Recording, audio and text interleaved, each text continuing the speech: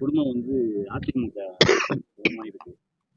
அது எப்படி நீங்க மட்டும் பாட்டாளி கட்சி இருக்குது, எப்படி அது வந்து உங்க குடும்பத்துல இது மாதிரி ஏத்துக்கிறாங்களா?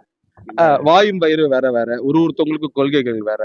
பெரியவங்களா 18 வயசுக்கு மேல வரும்போது அண்ணன் தம்பியே வந்து சொத்தை பிரிச்சுக்கிறோம் அப்படின்னு இருக்கும்போது ஒருத்தவங்க ஒரு டைரக்ஷன் போயிட்டு இருப்பாங்க இல்லையா.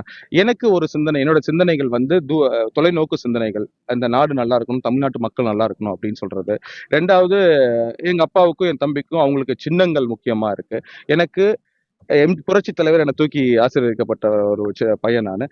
புரட்சி தலைவரின் எண்ணம் வந்து என்னன்னா, ஏழை எளிய மக்கள், இல்லாத மக்கள், நடுத்தர மக்கள் இவங்கெல்லாம் மேல வரணும்ட்டு. அப்ப அது யாரால பண்ண முடியும்னா, ஒரு படித்தவர்.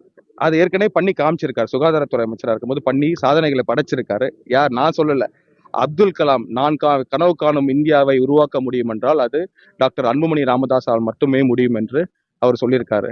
அப்படிப்பட்ட விஷயத்தை, அப்படிப்பட்டவரை நான் படிப்பு அறிவு இருந்து வெளிநாட்டுல வந்து பல சிஸ்டங்களை பாக்குறேன். ஒரு சின்ன விஷயம் நான் உங்களுக்கு சொல்லிடுறேன், முடிஞ்சா அது உங்க டிவியில போடுங்க. வெளிநாட்டுல ஒரு வீடு வாங்குறோம்.